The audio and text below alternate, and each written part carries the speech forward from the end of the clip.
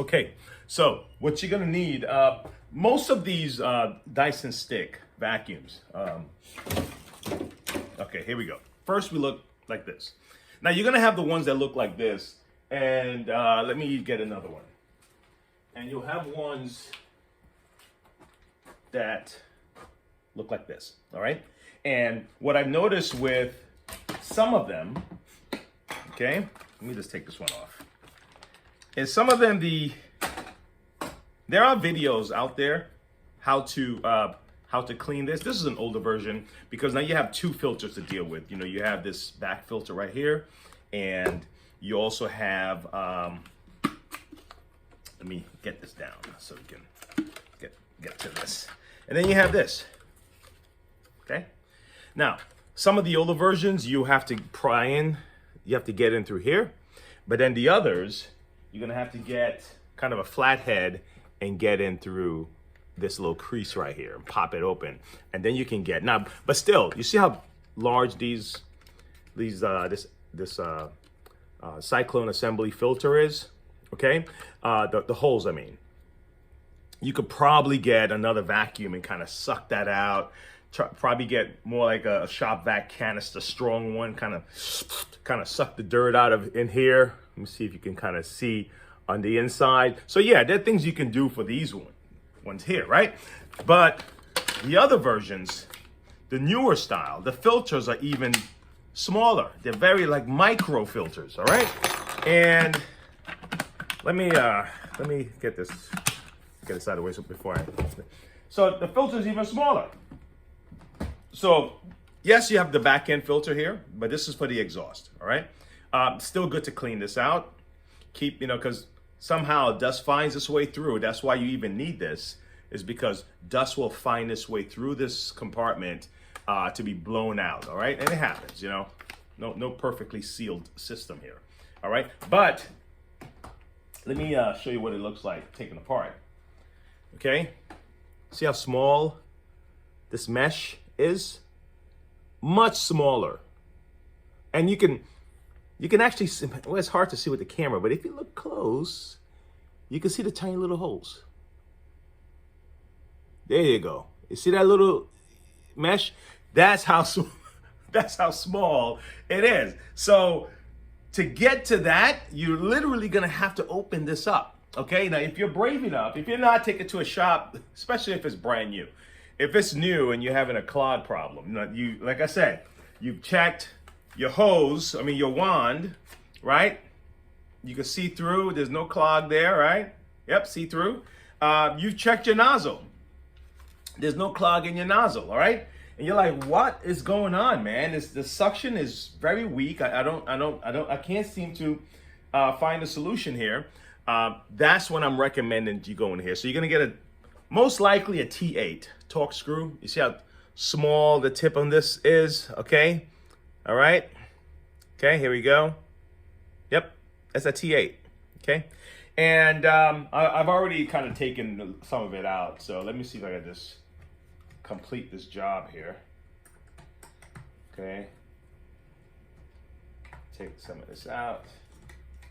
And, you know, I probably would recommend not using, unless you're very skilled at using a drill, just use a regular screwdriver, a hand, you know, the plastic tip. Just because this is loose, I'm holding it like this. But, you know, you get one with a good grip and do that.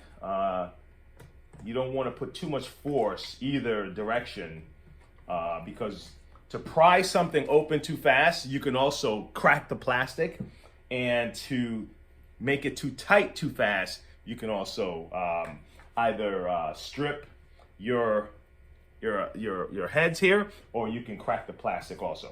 All right, so in here, see, gets clogged up. Now, if you can see, I can kind of see, you can see a little bit, so you can see through, right? If you can see through this part, you can see that's a mesh, okay? And you're gonna get to a point where that gets really clogged up in there. It's a way you can start to try to clean this out, all right?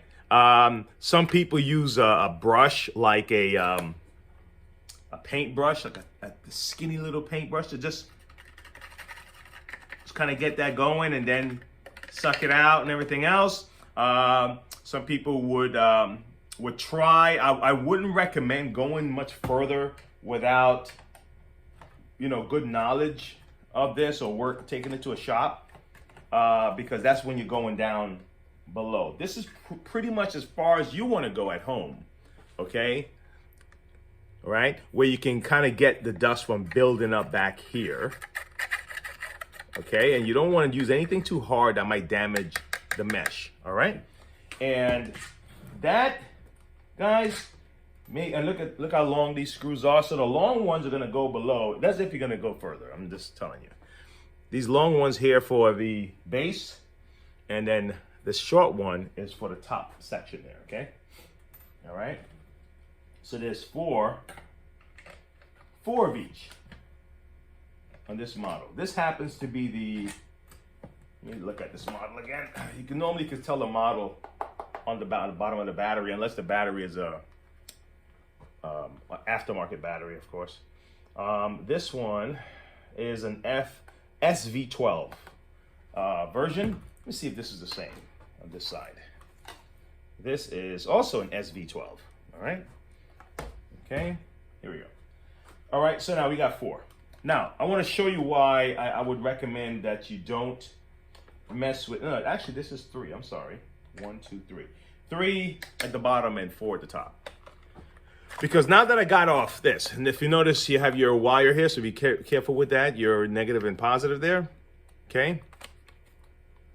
This here is not as easy to pry. Now, if you notice, look, you do have some space. You have some give here. See that? Okay? Let me see if you can see. It's hard to see. Sorry about that. But there is a little space you can give, but you do risk, if you're not too careful, to break something with this. So I would avoid going any further. But if you can notice, there's a section of this where you can actually see debris. Let me see if you can kind of see it there. Damn, it's hard to see. I'm sorry, man. Let me see if I can scrape some of this out.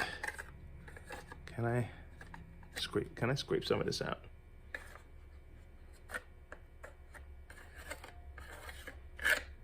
You know what I'll do? The old-fashioned way. Get a piece of paper.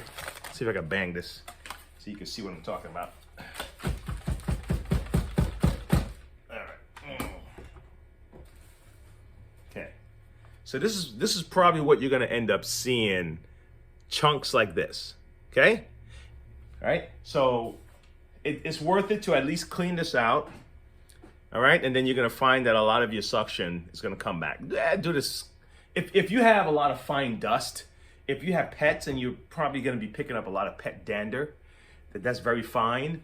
If you use a lot of carpet fresh, okay, the kind of carpet fresh I recommend is not the. It's very chunky. It's a chunky carpet fresh. Okay, it's almost like little pebbles rather than the fine kind of baking powder style carpet fresh. That stuff will get into your motor because it'll find its way through the filters, get into your motor, mess everything up. I would probably stay away from that unless you are really diligent at cleaning out everything that you use, okay? All right, but that's pretty much it, guys. That's what I would recommend for these kind of units.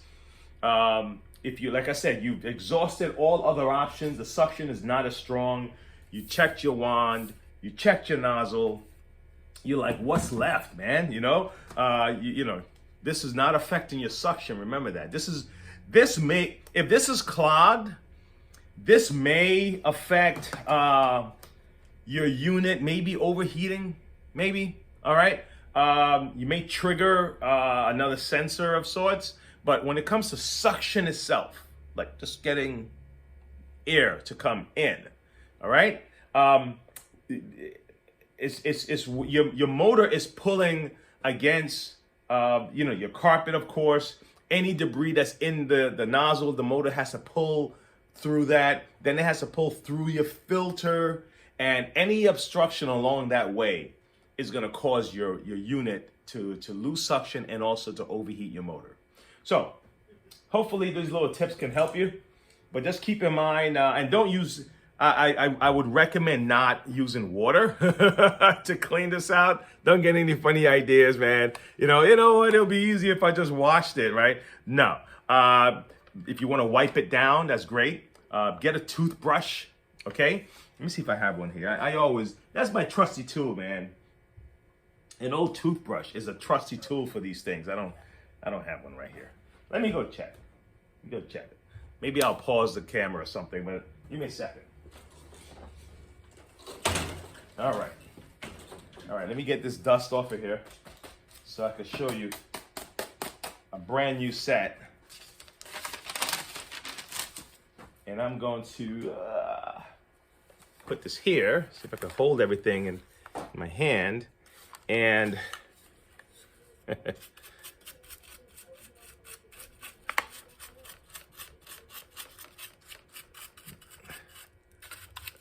a toothbrush.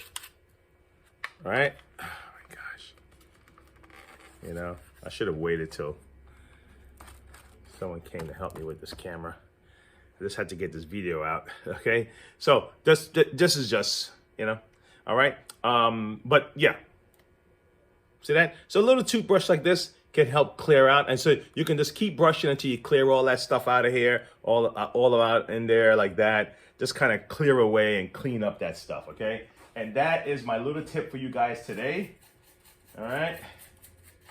But so you can get another brush of sorts, like a little thin brush to kind of get between here and kind of clean that out. And it will help that you don't have to force your way down into this section to try to move this up. Like I said, I don't recommend that if you're at home. That's it. Okay. I hope that helped you guys. All right. Thanks for tuning in. If you have any other video requests, please, leave it in the comments. You want to support the channel, you want to look to order things. And if I don't have them, you can send me an email and say, hey, Wayne, do you have this? Can you get a hold of this? And I'll see what I can do, man. We have ways and means to get it. All right. Okay. And that's it, guys. Until next time. All right. Stay positive. All right. Bye-bye.